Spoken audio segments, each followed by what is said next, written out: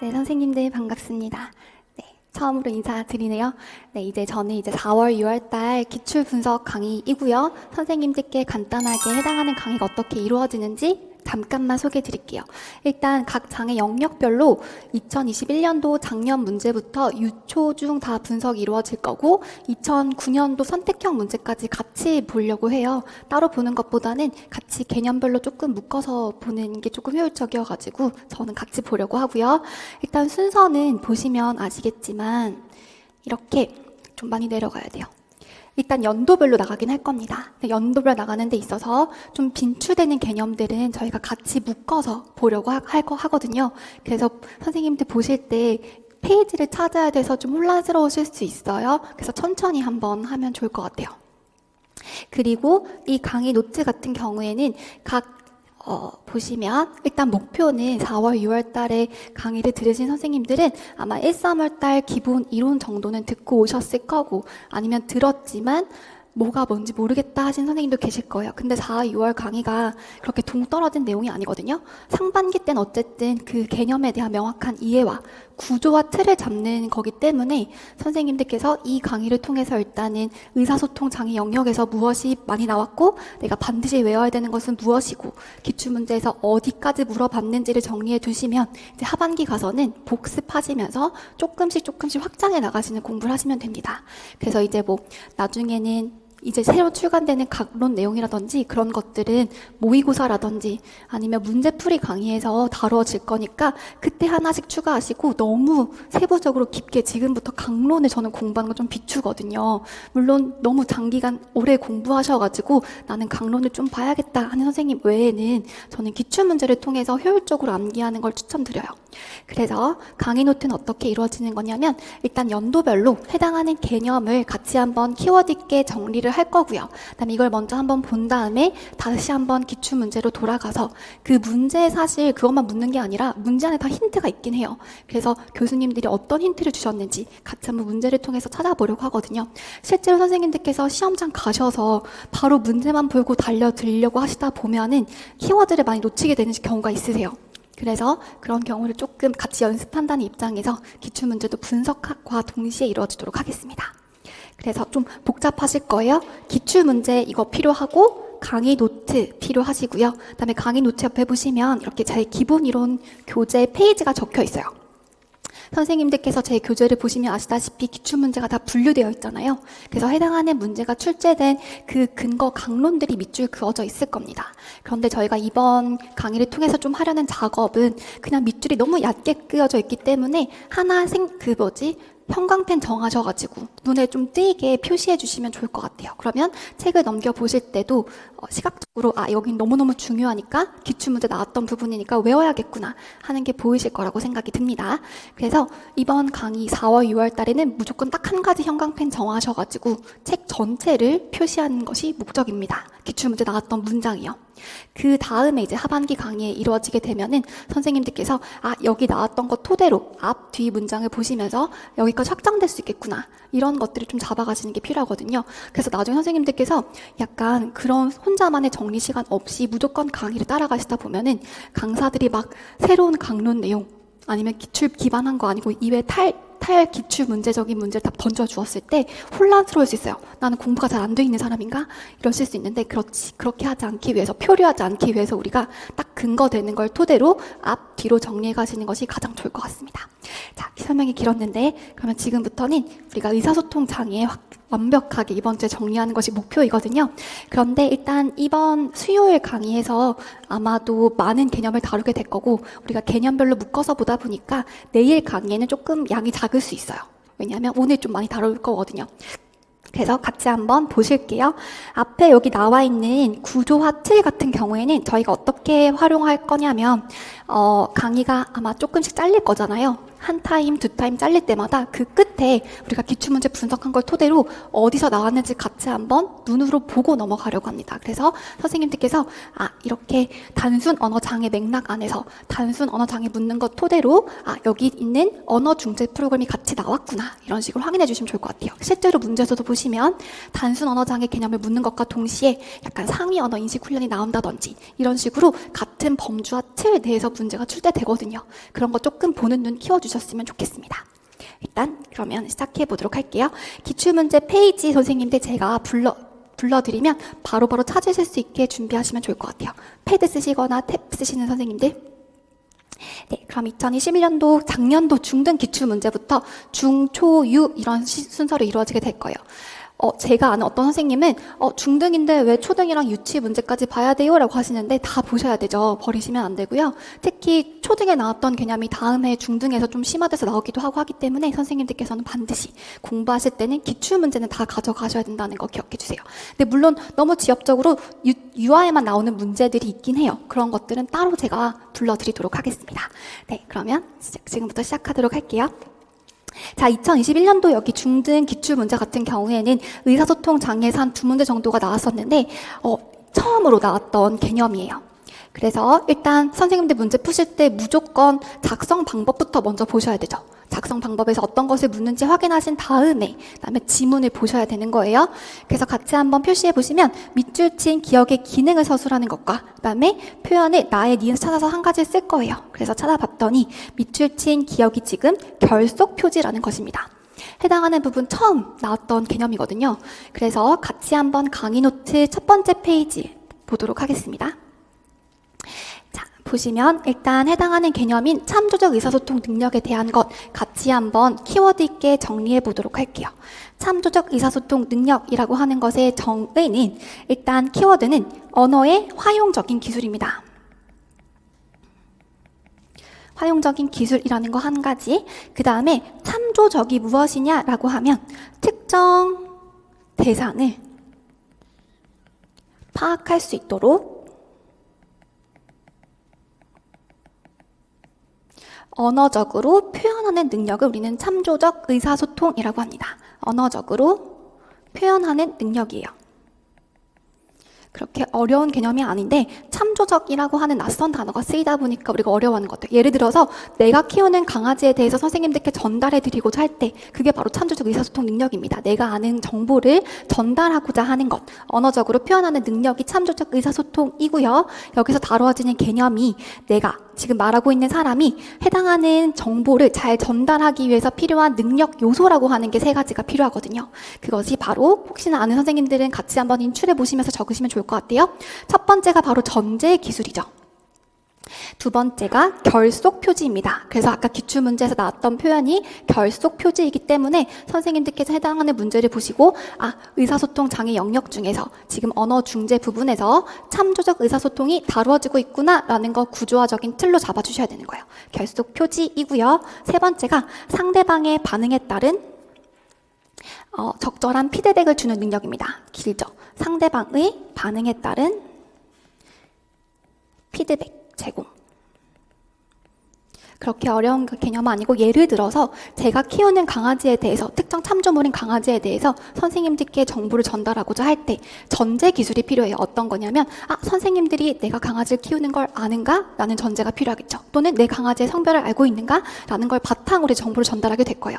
아예 모르는 사람이라면 내가 키우고 있다는 사실부터 설명해야 될 것이고 알고 있다면 내 강아지의 이름이나 특징이나 이런 것부터 정보를 전달하게 될 거예요. 그런 전제 기술이 필요해요. 상대방이 얼마나 알고 있는지, 상대방의 배경 지식이 어느 정도 되는지. 그래서 해당하는 설명은 선생님들 복습하실 때 반드시 한번 정리해 주시면 좋을 것 같아요.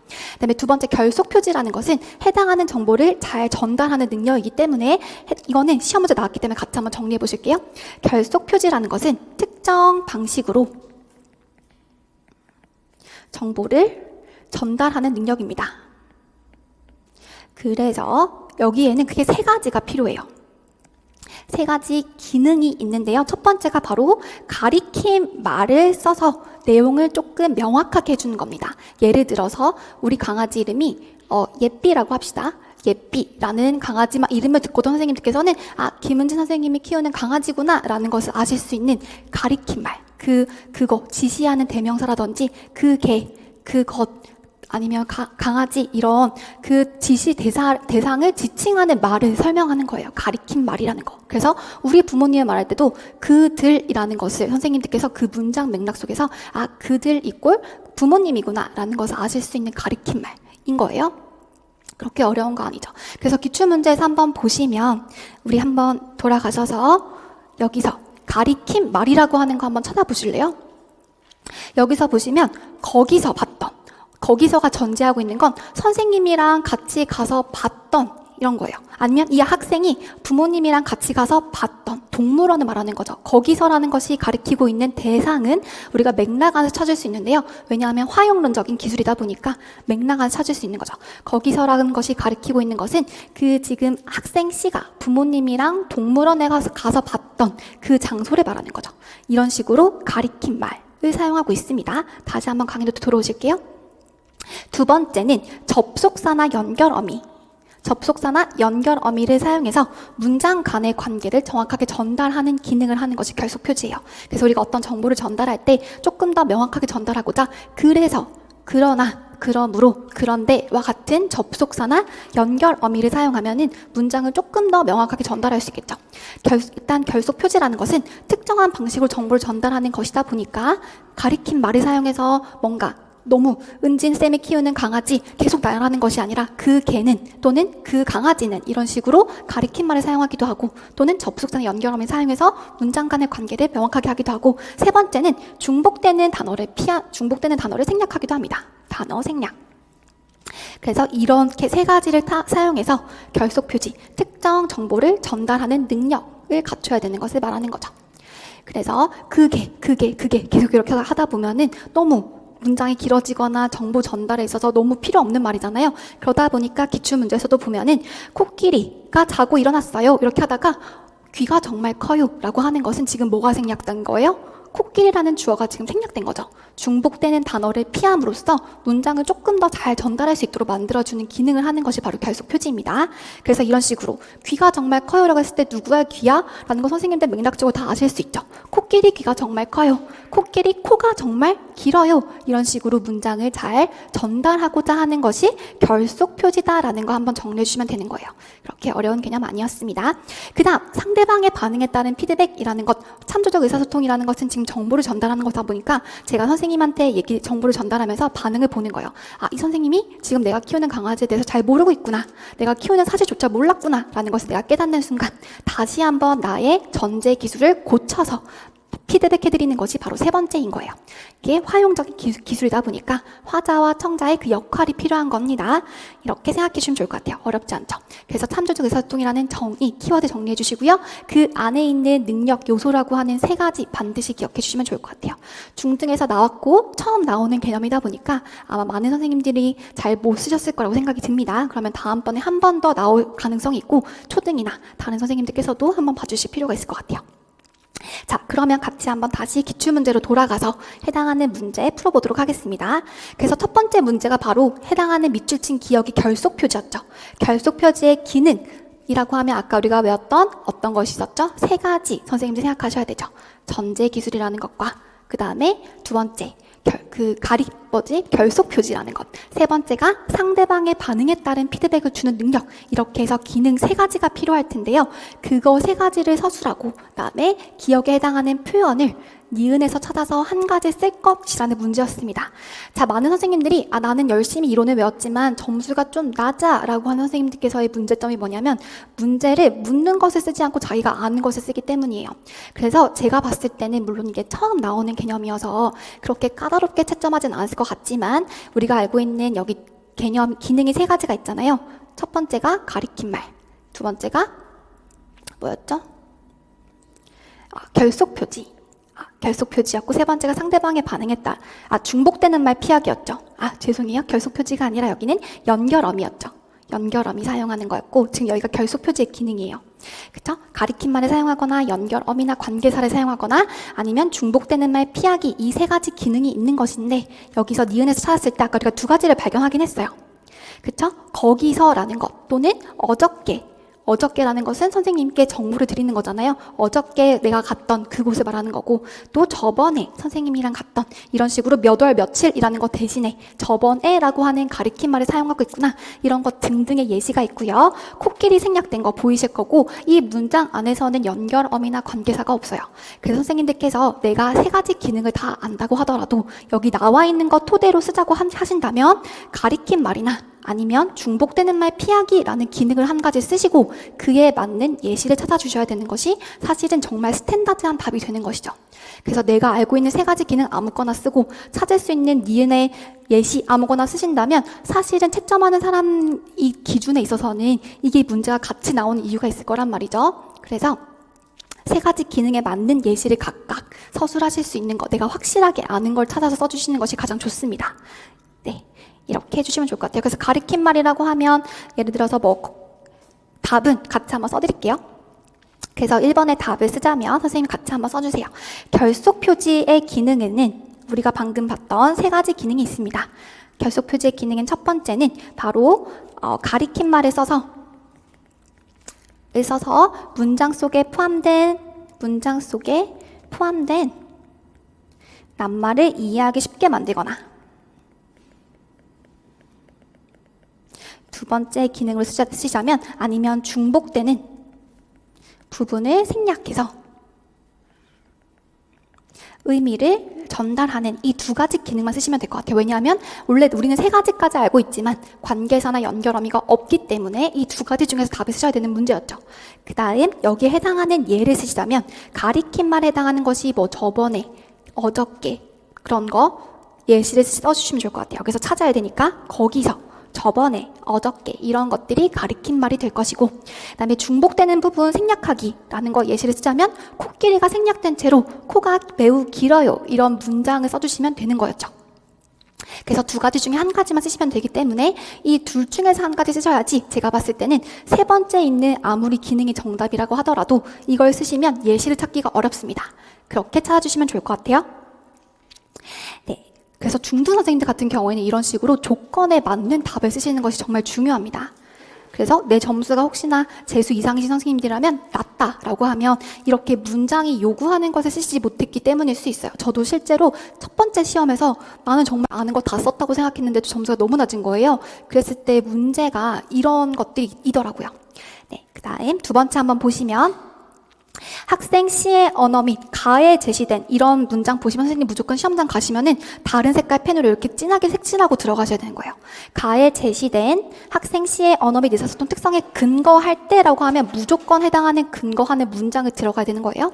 볼 수 있는 언어의 활용적 능력에 해당하는 용어를 한 가지 쓸 것이라고 되어 있습니다. 같이 한번 보실게요.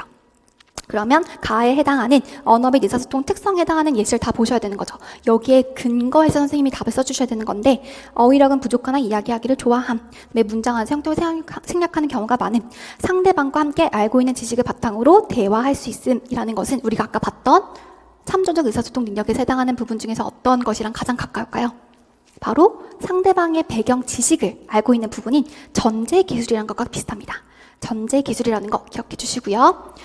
그다음에 결속 표지가 이미 나왔기 때문에, 그다음에 세 번째, 상대방의 특정 대상을 파악할 수 있도록 특정한 정보를 언어적으로 표현하는 능력이라고 하면 우리가 아까 강의 노트에서 보셨던 것처럼 참조적 의사소통의 정의 그대로죠. 특정 대상을 파악할 수 있도록 하는 그 정보를 언어적으로 표현하는 능력이 바로 다시 기준으로 돌아와서 참조적 의사소통입니다.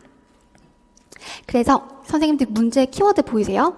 언어의 활용적인 능력이라고 하는 키워드가 여기에 힌트를 주고 있다고 보시면 될 것 같아요. 참조적 의사소통 능력 자체가 언어의 활용적인 기술이기도 하고, 여기 문장 안에서 상대방이 특정 대상을 파악할 수 있도록 특정 정보를 언어적으로 표현할 수 있음, 여기 문장에 근거하자면 여기에 가장 근접한 답은 아마 참조적 의사소통이 될 것입니다. 근데 물론 선생님들께서 전제 기술은 되지 않느냐라고 하시면, 물론 전제 기술도 참조적 의사소통이라는 큰 범주 안에 있는 기능이긴 했잖아요. 그런데 조금 더 브로드하게 여기 포함되는 걸 전체 다 아우를 수 있는 답은 참조적 의사소통이 되는 거예요. 그쵸? 여기 안에 있는 세부적인 것들이 우리가 아까 봤던 전제 기술이라든지 결속 표지라든지 상대방의 반응에 따른 피드백 이런 것들이 있었기 때문에 조금 더 안전하게 답을 쓰시려면 전제 기술보다는 전제 기술 위에 있는 상위 범주인 참조적 의사소통을 써야겠구나라는 것까지 아시면 좋을 것 같습니다. 자, 여기까지 한번 기억해 주시고요. 세 번째 문제 한번 보시면 이런 것도 키워드죠. 디귿과 리을의 공통적으로 나타난 대화 참여자들의 의사소통 전략이라는 것. 의사소통 전략 표시해 주세요. 중요한 키워드입니다. 그래서 보통 우리가 알고 있는 교사의 발화 전략이라고 하는 부분을 문제에서 종종 의사소통 전략이라고 표현하기도 하거든요. 그래서 같이 이꼴 이렇게 해서 교사의 발화 전략 한번 써주실게요. 교사의 발화 전략 보이실까요? 발화 전략 써주시고 종종 기출문제에서 이런 식으로 교사의 발화 전략을 우리는 분명히 강론에서 봤는데 이것을 다른 용어로 출제하기도 합니다. 의사소통 전략이라는 용어로요. 그래서 같이 한번 정리를 하고 문제를 한번 보실게요. 해당하는 부분 사실 조금 상위 범주를 한번 보시면 교사의 발화 전략이라고 하는 것.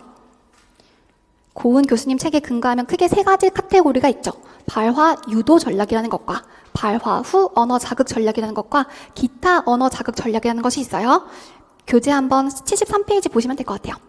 그래서 혹시 범주가 잘 기억 안 나시는 선생님들께서는 교사의 발화 전략 안에는 발화 유도 전략이라는 것과 그 다음에 발화 후 언어 자극 전략이라는 것과 그 다음에 기타 언어 자극 전략이 있어요. 근데 이 안에서도 정말 시험 문제 거의 다 나왔거든요. 그런데 여기서는 한 번도 나온 적이 없었는데 이번에 처음 나온 거예요. 그래서 해당하는 의사소통 문제는 정말 처음 출제된 것들끼리만 모아놨다라고 보시면 될 것 같아요. 그래서 이거 틀리셨어도 합격은 하십니다. 제가 봤을 땐. 네. 그래서 일단 기타 전략 안에는 우리가 알고 있는 것들 명료와 요구하기라는 것과 그다음에 초언어적 피드백 이 두 가지가 있어요. 그런데 해당하는 부분 겹쳐서 보시는 선생님도 계시더라고요. 근데 고은 책에서는 이렇게 세 가지로 나누고 있어서 저는 세 가지로 나눠서 보긴 했어요. 그래서 여기 기타 전략 안에 있는 명료와 요구하기 전략을 이번에 물어보는 거죠. 그래서 같이 한번 키워드 정리해 보실게요. 자, 명료와 요구하기 전략 같은 경우에는 아동이 잘못 발화한 부분에 대해서 반복하거나 또는 재형성을 요구하는 겁니다. 그래서 명료와 요구하기라는 것, 명료하게 다시 말해달라고 하는 거잖아요. 아동이 잘못 발화한 거에 대해서 다시 한번 말해줄래? 또는 재형성을 요구하는 것으로 여기 안에는 크게 두 가지가 있어요. 질문하기라는 것과 의역하기라는 것이 있는데요.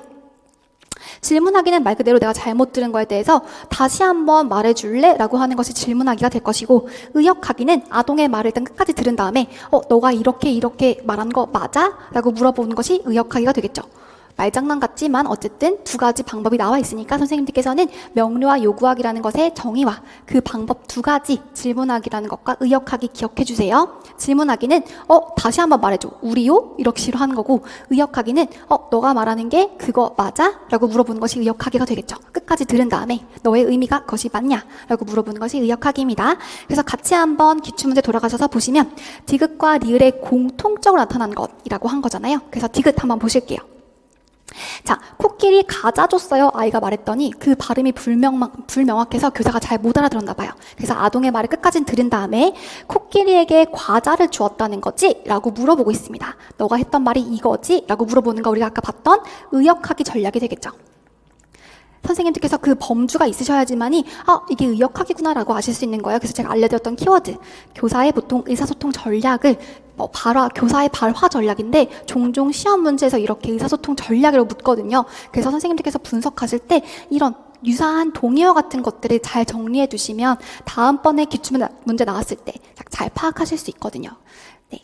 그리고 리을 한번 보시면 코끼리 우리에 누가 있었니? 라고 물어봤을 때 학생이 우리라는 단어를 잘 모르나 봐요. 그래서 우리요? 라고 질문하고 있는 거죠. 잘 못 들은 단어에 대해서 질문하기. 그래서 의역하기라는 것과 질문하기 두 가지를 공통적으로 아우르고 있는 개념은 우리가 방금 봤던 명료와 요구하기가 되겠습니다. 네, 답은 명료와 요구하기가 되겠죠. 그래서 선생님들께서는 끊임없이 그 구조와 틀 안에서 그려주셔야 되는 거예요. 교사의 발화 전략 또는 의사소통 전략이라는 것이 있고 그 안에는 발화 유도 전략, 발화 후 언어 자극 전략, 기타 언어 전략, 자극 전략, 기타 언어 자극 전략이 있는데 그 안에서도 이번에 명료와 요구하기가 나왔구나. 명료와 요구하기라는 것의 정의와 그 밑에 깔려있는 두 가지 방법, 질문하기와 의역하기가 있구나라는 거 머릿속으로 한번 그려주세요. 이렇게 첫 번째 문제입니다. 선생님들께서 반드시 키워드 한번 정리해 주시고요. 내년에 바로 올해 시험에 바로 나오진 않겠죠. 중등에서는. 그런데 또 몰라요. 네, 오답 비율이 높으면 교수님들께서 그 분석하신 다음에 다음번에 한 번 더 출제하시더라고요. 그래서 이번에 처음 나왔던 개념이니까 꼭 가져가시면 좋을 것 같아요. 제가 공부할 땐 사실 참조적 의사소통 버렸었거든요. 그런데 나왔더라고요. 그래서 깜짝 놀랐어요. 네, 넘어가도록 하겠습니다. 그다음에 2021년도 중등 B8입니다. 그래서 중등에서 작년에 2문제가 의사소통에서 출제되었어요. 보통 우리가 13과목이 있는데 보통 많으면 2문제, 작으면 한 번도 출제되지 않은 경우가 있잖아요. 작년에 중등에서는 정서행동 문제가 없었어요. 초등에서는 통합이 안 나왔을 거예요. 그런 식으로 약간 해마다 빠지는 문제들이 있어가지고 선생님들께서 공부하시기 너무 억울하실 것 같긴 해요. 그래서 선택형이 되면 물론 지엽적이겠지만 공부하는 보람이 있을 것 같은데 서답형이다 보니까 내가 이만큼 공부를 해도 한두 문제 나오니까 너무 상심이 큰 것 같아요. 어쨌든 그런 거 다 맞춰야지만 합격할 수 있으니 우리는 잘 준비하도록 하겠습니다. 자, 두 번째. 보시면 일단 무조건 문제부터 먼저 보셔야 되죠. 작성 방법에서 가에 근거해서 학생 제2의 언어장애 유형을 쓸 것이라고 하면 전이 이거 보면은 바로 강의 노트로 가셔가지고 자, 아샤의 분류 선생님들 바로 떠올리실 수 있어야 되죠. 의사소통 장애는 장특법이나 아샤나 마찬가지로 크게 두 가지 분류가 있습니다. 그래서 해당하는 유형을 머릿속에 가지고 계셔야지만이 문제를 접근하실 때 조금 수월하세요. 말장애 유형과 언어장애 유형 두 가지가 있죠. 그 다음에 말장애 유형 안에 4가지가 있는 거 반드시 바로 인출해 보세요. 말장애 안에는 어떤 것이 있나요? 우리가 알고 있는 발음에 문제가 있는 조음, 음운 장애라는 것과 두 번째 유창성 장애가 있죠. 유창성 장애 안에는 말더듬과 말빠름증 2가지가 있고요. 그 다음에 음성 장애가 있죠. 음성 장애 안에는 기능적 음성 장애와 기질적 음성 장애가 있는데 우리 장특법에서 포함하고 있는 것은 기능적 음성 장애입니다. 기억해 주세요. 아샤에서는 음성장애 2가지로 분류하고 있지만 우리 장특법에서는 한 가지만 기능적 음성장애만 특수교육 대상자로 포함하고 있다는 거. 마지막이 운동 말장애라는 거예요. 여기까지 말장애 유형 4가지와 언어장애라고 물어봤잖아요. 아샤에서는 3가지로 분류하고 있죠. 언어 발달 장애라는 것과 그다음에 실어증이라는 것, 후천적인 뇌 손상으로 인한 언어 장애를 우리는 실어증이라고 해요. 그 사실 특수교육 대상자 중에 실어증 잘 본 적은 없는 것 같아요. 어쨌든 실어증에서도 한 번, 꽤 과거에 선택형 문제에서 다루어진 적이 있어가지고 우리가 보긴 하지만 너무 확장할 필요 없다는 거 기억해 주세요. 실어증이라는 것. 그다음에 단순 언어 장애가 우리 그 장특법에서 포함하고 있는 유일한 언어 장애 유형이죠. 단순 언어 장애. 그래서 여기 있는 거 조음장애, 그다음에 유창성장애, 음성장애와 단순 언어장애 이 4가지 포함하고 있는 것이 장특법입니다. 그렇죠? 그래서 유일하게 딱 한 가지 언어장애가 우리 장애인 등에 대한 특수교육법에서 포함되고 있는데 죄송해요. 단순 언어장애라고 하면 언어의 수용 및 표현 언어 능력이 그 아이가 가지고 있는 인지 능력에 비해서 현저하게 낮을 때 우리는 단순 언어장애라고 합니다. 그래서 일단 같이 한번 정의를 하고 기출문제 한번 보실게요. 단순 언어 장애라는 것 같이 한번 보시면요. 페이지는 61페이지고 해당하는 부분에서 꽤 과거 2009년 유아에서 한번 나온 적이 있어요. 근데 이때는 레오나르드가 제시한 조금 더 자세한 진단 기준에 근거해서 나왔던 거고 이번에서는 조금 단순하게 정의 정도만 나왔었거든요. 그래서 같이 한번 정의를 써보실게요. 단순 언어 장애라고 하는 것 바로 감각적이라든지 지금 괜찮으세요? 너무 빨라요? 따라오시기 괜찮으세요? 정신없죠? 잘 따라오셔야 돼요. 정신 잘 차리시고요. 다음에 신경학적, 다음에 정서적, 인지적인 장애가 전혀 없음에도 불구하고 언어의 문제, 언어에만 문제를 보일 때 우리는 단순 언어장애구나라고 하는 거예요. 그래서 감각적, 신체적, 정서적, 사회적 모든 인지적인 문제 전혀 없음에도 불구하고 언어의 문제를 보일 때 단순 언어장애라고 하고요. 꽤 과거에 레오나르드라고 하는 사람이 제시했던 진단 기준이라고 하면 7가지가 있는데요. 이 부분 나중에 꼭 한번 채워보세요. 제가 이따가 기출문제 보면서 레오나르드 진단 준거가 그대로 나와 있는 거 한번 보여드릴 거예요. 그래서 이 부분은 나도 선생님 숙제예요. 집에 가셔서 7가지 진단 기준 한번 써보시면서 여기도 문제 같고 중이염도 없어야 되고 청각적인 손상도 없고 신경학적인 문제도 전혀 없지만 언어에서 문제가 생기는 아이들이구나 라는 거 한번 보시면 좋을 것 같습니다. 기출문제 돌아가셔서요.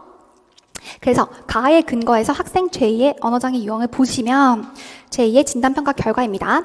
언어 능력에 영향을 미칠 수 있는 지능이나 청력이나 신경학적 손상이 없음 나와 있죠. 여기만 봐도 선생님들 사실 기출 분석하신 선생님들이라면 바로 언어장애 유형 중에서 단순 언어장애구나 라는 거 바로 아실 수 있습니다. 그다음에 또 한 번 더 조금 더 보시면 사회 정서적인 영역에서도 이상이 없고요. 단지 이제 표준화된 언어 검사 결과가 마이너스 1.5 표준 편차 이하다라고 나와 있죠. 다른 모든 것에서는 문제가 없음에도 불구하고 지금 언어에만 문제를 보이고 있는 아이구나 라는 거 아시면 바로 단순 언어장애구나 라는 거 답 쓰실 수 있을 겁니다. 네. 그 다음 두 번째 문제 보실게요. 그렇게 어렵지 않게 첫 번째 넘어갔을 것 같아요. 총 4점이었던 것 같은데 1점은 맞추신 거예요. 너무 쉬운 문제였죠. 이런 부분 점수 반드시 가져가셔야 되는 문제예요. 활동 1을 통해서 향상시킬 수 있는 상위 언어 기술의 영역 한 가지를 쓰시오. 상위 언어라는 거 선생님들 키워드 상위 언어 기술 영역 한 가지를 쓰고 기억에 들어갈 활동 내용을 한 가지 제시할 것. 특히 이제 초등에선 예전에 항상 예를 쓰는 문제가 많이 나왔지만 최근에 이제 중등에서도 예를 쓰시오 또는 사례 이런 것들을 쓰는 문제가 나오고 있어요. 선생님들께서도 반드시 이렇게 각 론을 무시하시면 안 되는 게 그런 사례들이 많이 나와 있다 보니까 실제로 우리 이번에 분석하실 때도 보면은 강론 그대로 사례가 나온 경우들이 있거든요. 그래서 제 책은 그런 강론을 꾸준히 잘 담았으니까 그 공부하실 때는 그 사례들, 예시들 많이 봐주시면 좋을 것 같아요. 자, 그러면 상위 언어라는 것 한번 정리하고 다시 한번 문제를 보도록 하겠습니다. 그래서 63페이지고 저희 같이 한번 키워드 정리해 보도록 할게요. 상위 언어 아시면 굳이 책 안 피셔도 되고 저랑 같이 기출 포인트만 잡으시면 될 것 같아요. 자, 상위 언어 인식이라는 것은 언어를 대상으로 사고하는 능력입니다.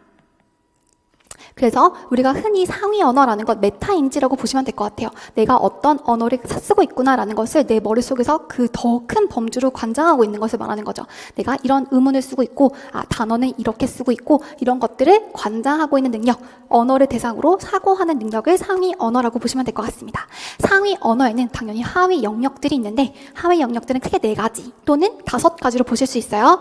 의문 자각이라는 것과 그다음에 단어 자각이라는 것이 있고요. 그다음에 구문 자각이 있고 구문 자각 안에서는 의미 자각이 있습니다. 그다음에 마지막이 화용 자각이죠. 이 각각의 키워드들 잘 정리해 주시면 좋은데 몇 가지만 같이 간단하게만 살펴보실게요. 의문 자각이라고 하면 일단 단어를 다시 음소로 나눠보고 또는 음소를 단어로 합성해보는 그런 활동을 하는 것이 바로 의문 자각이에요.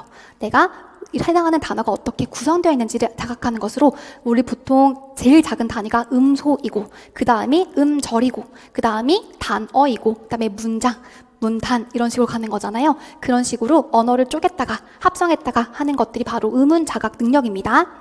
단어 자각 같은 경우에는 해당 단어가 약간 구체적인지 아니면 추상적인지 로 사용되는지를 아는 것으로 이것을 다른 말로는 물리적인 속성과 추상적인 속성을 알 수 있는 능력이라고 보시면 될 것 같아요. 그래서 그 각론의 예시를 보시면 예를 들어서 돼지라는 단어에 있어서 진짜 물리적인 속성이라고 하면 그 동물 돼지를 말하는 것이고 추상적인 속성이라고 하면 어떤 거예요? 많이 먹는 사람을 돼지라고 하잖아요. 그런 식으로 해당하는 단어가 가지고 있는 물리적인 속성이랑 추상적인 속성을 아는 능력이 우리는 단어 자각이라고 합니다. 그다음에 구문 자각 같은 경우에는 해당하는 문장이 그런 문장 순서에 맞게 단어가 잘 배열되어 있는지를 아는 것으로 오빠가 밥을 먹었어 라고 하는 것처럼 그런 주어, 동사, 목적어, 주어, 목적어, 동사 이런 것들이 잘 배열되어 있는지 보는 것이 구문 자각이에요. 그다음에 의미 자각 같은 경우에는 구문적으로는 아무런 문제가 없지만 오빠가 아빠를 낳았어 라고 하면 구문적으로는 아무런 문제가 없어요. 그렇게 주어, 목적어, 동사가 잘 배열되어 있지만 의미가 이상하잖아요. 어떻게 오빠가 아빠를 낳아요? 이렇게 의미적으로 이상한 문장을 판단하는 능력이 바로 의미 자각입니다. 그다음에 화용 자각 같은 경우에는 이런 화용적인 상황에 있어서 사람이 약간 그런 것들을 수정할 수 있는 능력을 말하는 거예요. 그래서 내가 높임말을 사용해야 되는 상황에서 잘못 사용했다든지 그런 것들을 인식하는 능력이 바로 화용 자각입니다. 자, 그래서 여기까지 한번 보시고 기출문제 보시면 좋을 것 같아요. 자, 방금은 화용 상위 언어 기술 영역이고, 상위 언어 기술이라고 하면 키워드가 언어를 대상으로 사고하는 능력이었죠. 그리고 여기 해당하는 하위 영역이라고 하면 크게는 4가지 또는 5가지, 우리가 구문 자각 안에 있는 의미 자각을 빼버리면 5가지가 되는 거예요. 5가지 한번 바로 이렇게 틀 그리신 다음에 문제 접근하시면 좋아요. 그래서 물론 시험장에서는 이렇게 바로바로 하기가 어렵겠지만 우리가 분석하는 입장이니까 기출문제 연습하실 때는 이런 식으로 상위 언어, 키워드, 그 다음에 여기에 해당하는 하위 영역 다 한번 인출해 보시면서 연습하시는 겁니다. 그래서 의문 자각부터, 그 다음에 단어 자각, 구문 자각, 의미 자각, 화용 자각, 이렇게 5가지가 있었어요. 그래서 활동 1에 근거한 거 한번 보시면 예시를 보셔야 되죠. 미음, 치읓, 를 듣고 어떻게 하고 있어요? 합성하고 있죠. 해당하는 음소리를 듣고 마차라고 합성해서 말하고 있고, 시옷, 지읒, 니은을 듣고 사진이라고 합성하고 있습니다. 그래서 기억에 해당하는 활동, 이러한 예시를 포괄할 수 있는 활동이라고 하면 지금 의문 자각인 건 알겠어요. 그 안에서도 음소를 어떻게 하고 있는 거예요? 단어로 합성하기. 이 예시는 활동에 나타나는 해당하는 예시를 보고 선생님들께서 캐치하셔야 되는 부분인 거예요. 답을 이것과 유사하게 활동을 써야겠구나 라는 거 인식하시고, 해당하는 음소를 단어로 합성하기, 기로 끝나게 문장을 작성하시면 되겠죠. 답 안 써드려도 괜찮을까요? 다 받아 쓰실 수 있으시죠? 네, 글씨가 제가 오래 쓰면 잘 못 써가지고. 네, 그래서 여기가 합성하기 써주시면 될 것 같고요. 다음에 니은에서 순회 교사가 지도하고자 하는 언어의 영역은, 자, 너무너무 중요한 거예요. 언어 학의 하위 영역이라고 하는 거 선생님들 짚어주세요. 자, 그래서 해당하는 부분도 잠깐 우리가 돌아갈게요. 이거 너무너무 중요해서 여기 밑에 별표 5개짜리는 오늘 여기 직강 오신 선생님들은 저한테 한번 검사 받고 가시는 걸로 해당하는 부분 인출하시고 가셔야 되는 거예요. 그래서 남는 공부를 하셨으면 좋겠어요. 단순히 인강만 듣고 끝내거나 아니면 답 뭐였지 하고 쓰시는 거는 기출 분석이 아니거든요. 해당하는 기출 분석 하신 다음에 빈출되는 개념 같은 경우에는 반드시 상반기 때 외우고 가시면 하반기 때 진짜 수월합니다. 그래서 별표 5개짜리가 한 4, 5개 있는 것 같아요. 이번 수요일 강의 목표에서요. 그래서 반드시 외우고 가실게요. 언어의 하위체계 구성요소 같은 경우에는 선생님들 여기 밑에 보시면 아시겠지만 중등, 초등, 유아 가리지 않고 다 출제되는 개념이에요. 그래서 반드시 모든 선생님들 다 외워주셨으면 좋겠고요. 같이 한번 정리를 해보도록 하겠습니다. 일단 구성요소라는 것이 있고, 그 다음에 하위체계, 그 다음에 정의, 이렇게 구분하시면 좋을 것 같아요.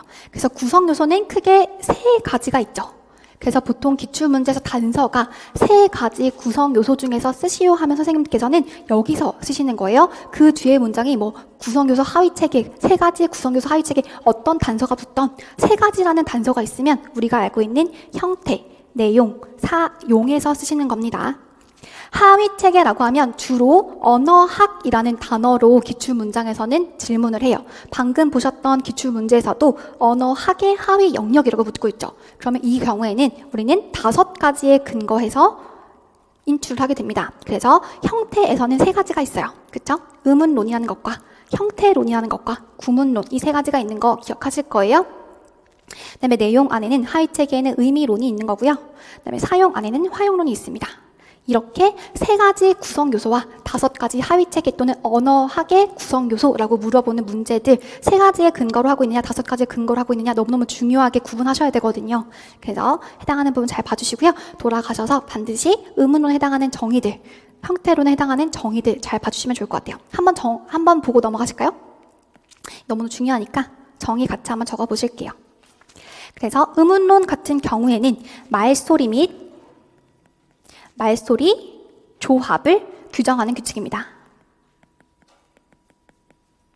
네, 이 단어 그대로 좀 기억하시면 좋을 것 같아요. 말소리 및 말소리 조합을 규정하는 규칙으로 있는 의문론이라고요. 예를 들어서 아까 보셨던 무, 그다음에 치읓, 라고 하면 마차 이런 식으로 말소리를 조합하는 그런 조합을 규정하는 규칙이라고 보시면 될 것 같고요. 형태론 같은 경우에는 단어의 구성을 규정하는 규칙이라고 보시면 될 것 같습니다. 단어의 구성을 규정하는 규칙이다 라고 보시면 될 것 같고, 구문론 같은 경우에는 단어의 배열이라든지 단어의 배열이나 아니면 문장 내에서의 단어의 배열이라고 보시면 될 것 같아요. 어쨌든 해당하는 단어가 잘 배열되어 있는지 아니면 해당하는 문장이 주어, 목적어, 동사라고 하고 있는 한국어 문장 규칙에 맞게 배열되어 있는지 보는 것이 구문론이에요.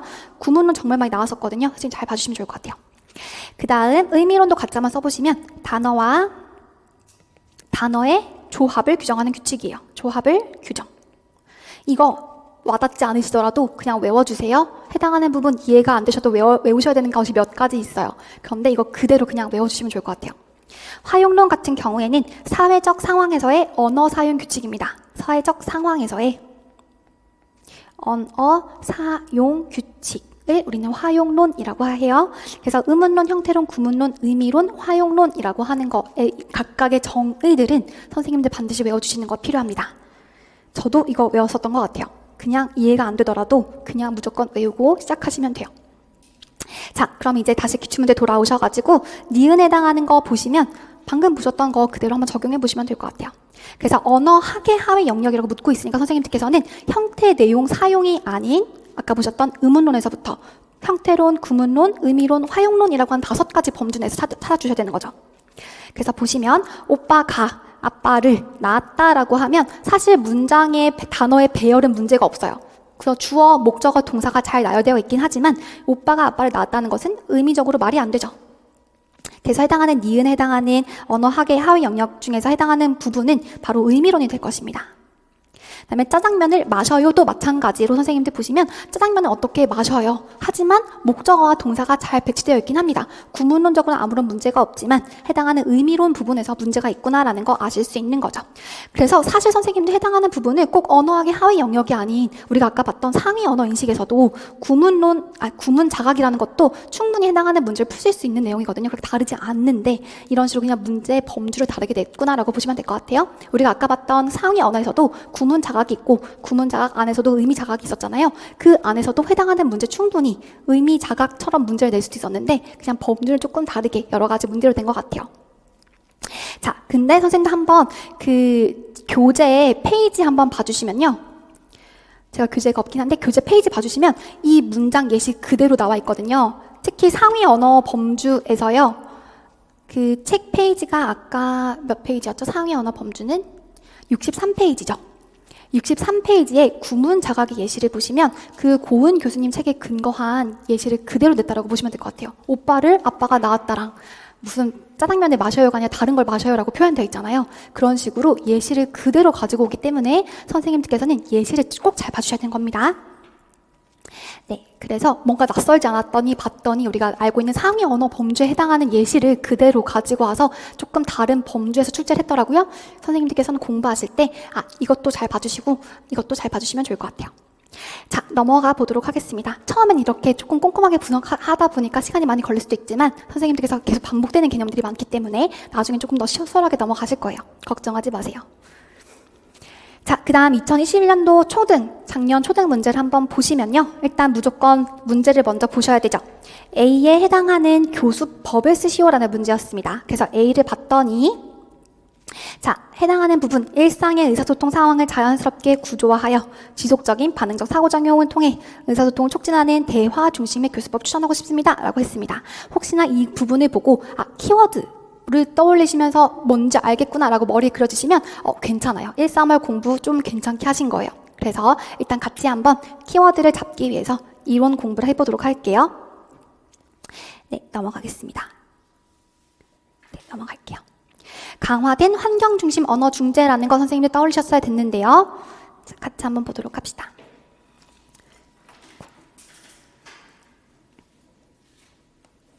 (83페이지고요) 같이 한번 정리를 해보실게요. 선생님 죄송해요. 아까 보셨던 몇 가지 이거 기출 문제들 같이 확인하셔야 돼요. 같이. 한번 개념별로 같이 묶어서 보려고 적어놓고 넘어갈 뻔했네요. 자, 페이지 선생님들 제가 불러드릴게요. 12페이지 기출문제 펴주세요. 저는 바로 찾아보겠습니다. 12페이지 찾아주시면 2020년도 중등 A 7번 문제가 나오죠. 12페이지 기출문제 펴주시면 좋을 것 같아요. 자, 그래서 해당하는 기억과 관련된 용어를 언어의 3가지 하위체계 구성요소라고 했어요. 그럼 아까 제가 말씀드렸던 것처럼 우리가 언어의 하위체계 구성 요소 3가지가 있고 5가지가 있는데 그 뒤에 어떤 문장이 붙든 3가지라고 하면 반드시 인출하셔야 되는 그 영역은 형태, 내용, 사용이었습니다. 그쵸? 그래서 일단 3가지 보시면 무조건 형태, 내용, 사용 써두시고 문제를 한번 보시면 좋을 것 같아요.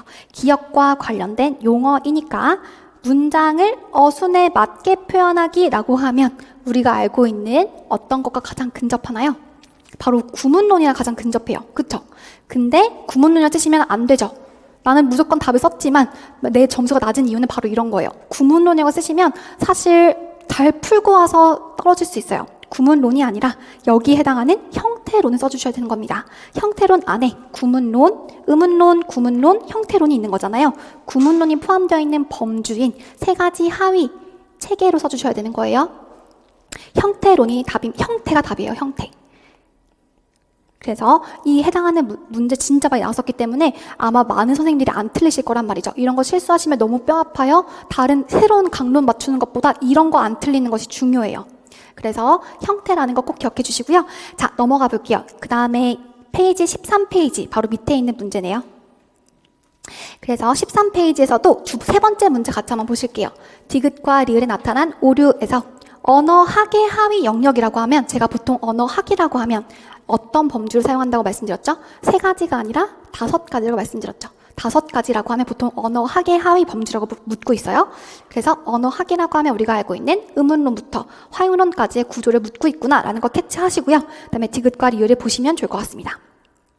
그래서 문제 약간 힌트가 많기 때문에 무조건 달려드시기보다는 조금 큰 틀에서 먼저 보신 다음에 찾아가시는 것이 좋아요. 근데 이렇게 찾아가기 위해서는 선생님들 머릿속에 구조화가 필요해요. 자, 언어학이라고 하는 하위 영역에서 디귿과 리을 같이 한번 보실게요. 자, 김치 매운 먹어요와 같은 문장을 사용하고 있다고 되어 있습니다. 김치 매운 먹어요 같은 경우에는 지금 문장의 배열이 조금 이상하죠. 매운 김치가 맞을 거예요. 이 매운은 사실 먹어요를 수식하는 것이 아니라 김치를 수식해야 되기 때문에 앞에 와서 매운 김치 먹어요가 조금 더 우리에게 익숙한 문장이 될 거예요. 그렇기 때문에 디귿에 나타난 오류라고 하면 우리가 알고 있는 구문론이 되겠죠. 단어의 배열 또는 문장 내에서의 단어의 배열과 관련된 구문론이 될 것입니다. 선생님 괜찮으세요? 네. 구문론. 다음에 리을 한번 보실게요. 생각이 자랐어와 같은 말을 이해하지 못함이라고 했을 때 선생님들께서 이게 뭐지? 라고 하실 수 있지만 그냥 때려 맞추실 수도 있죠. 의미론과 관련되었겠구나 라고 생각하실 수 있는데 한번 페이지 135쪽 교재 한번 펴주실래요? 페이지 135쪽 교재에 약간 의미론이 나와 있는데요. 의미의 유형이 나와 있어요. 그래서 전이적 의미라는 거 선생님들 보시면 그 녀석 머리가 커졌군이라고 할 때 진짜 물리적으로 머리가 커져가지고 대두가 되었다는 의미가 아니죠. 그 녀석이 생각이 깊어졌군이라는 것들을 이런 식으로 중심이 아닌 전이적인 표현으로 하는 것이 바로 의미론에 있는 해당하는 유형이라고 보시면 좋을 것 같아요. 그래서 전이적인 의미, 선생님 나중에 약간 기출 분석하실 때 확장되었을 때 의미의 유형을 물어볼 수도 있겠구나. 중심적인 의미인지, 전이적인 의미인지, 암시적인 건지 이런 것들도 예시를 봐주시면 좋을 것 같습니다. 그래서 이거는 의미론인 건 알겠고 선생님 조금 더 공부하실 때 기출을 토대로 확장하신다 그러면 너무 생뚱맞은 거 말고 이런 식으로 찾아가시면 좋을 것 같아요. 의미론 중에서도 의미론의 유형에 해당하는 중심적인 의미, 전이적인 의미, 암시적인 의미 하나가 뭔지 까먹었어요. 어떤 거예요? 외연적인 의미 기억해 주시면 좋을 것 같습니다. 네. 그래서 해당하는 부분 답은 구문론과 의미론이 되겠죠. 그렇게 어렵지 않았고요. 그 다음 쭉 내려가서 27페이지 펴주시면 좋을 것 같아요. 27페이지 또 해당하는 문제 어떻게 물어봤는지 보실게요. 네, 천천히 찾아주세요. 자, 중등 문제에서 여기선 또 이렇게 언어학의 하위 영역이라고 물어봤었네요. 그쵸? 그러면 우리는 이제는 잘 알 것 같아요.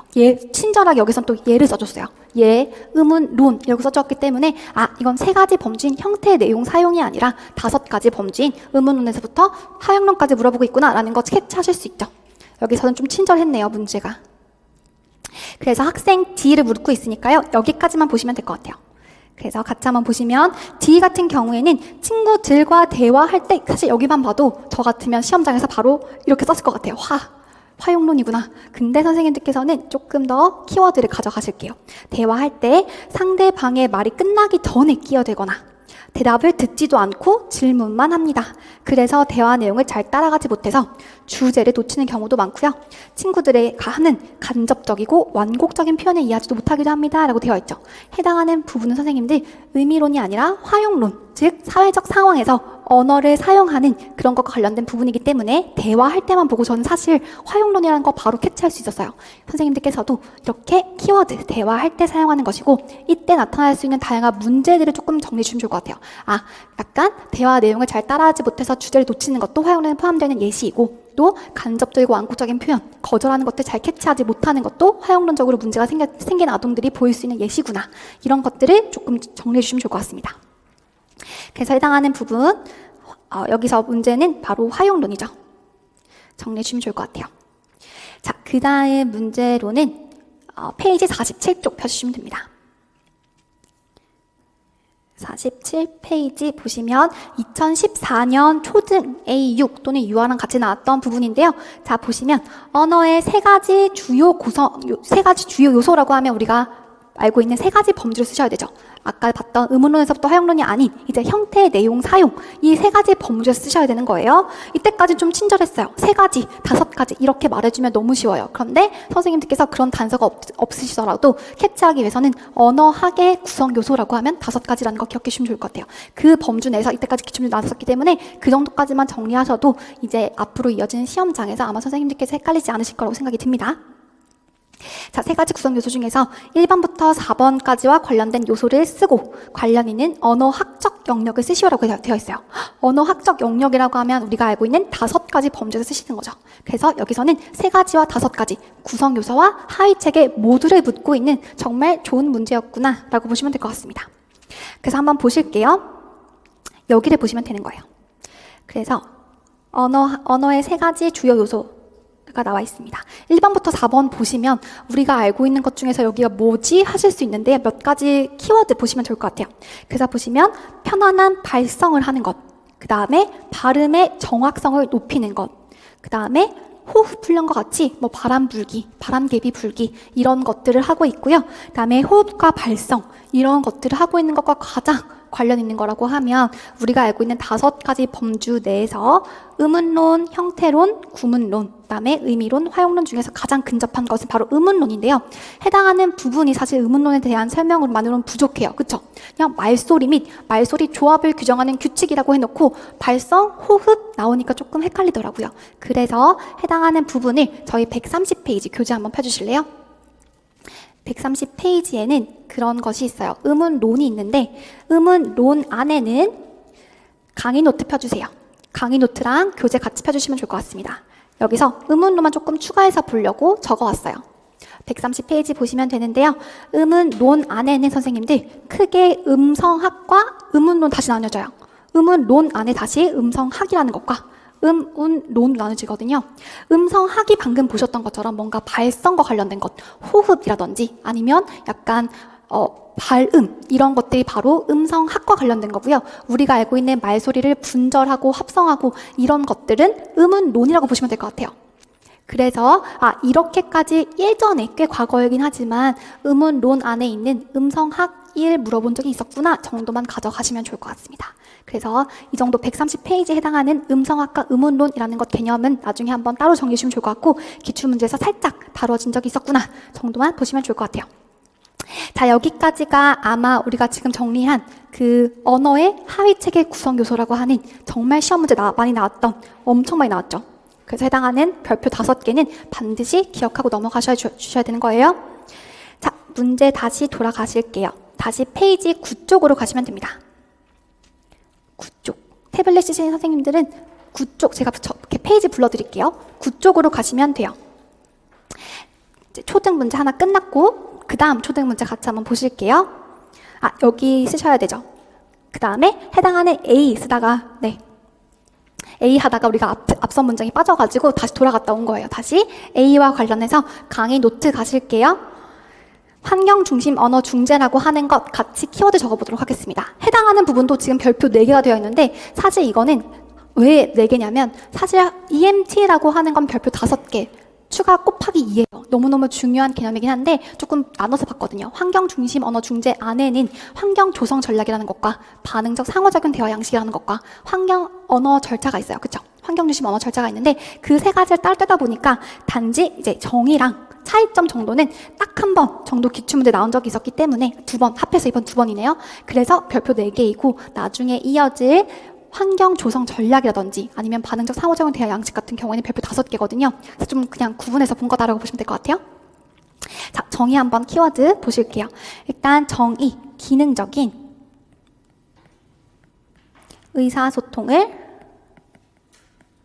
기능적인 의사소통이라는 것, 우리가 구조화된 대화가 아니라 학생의 자발적인 언어를 말하는 겁니다. 기능적인 의사소통을 자연스럽게 유도하기 위해서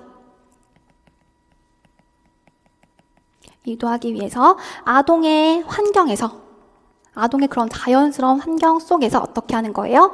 아동의 관심과 흥미에 따라서 언어 중재를 하는 것이 바로 EMT다라고 보시면 될 것 같아요. 키워드 전부 다 학생의 기능적인 자발적인 언어를 유도하기 위해서 그런 학생이 속해 있는 자연적인 환경 안에서 학생의 관심과 흥미에 따라서 언어를 중재하는 것이 바로 EMT다라고 보시면 되겠죠.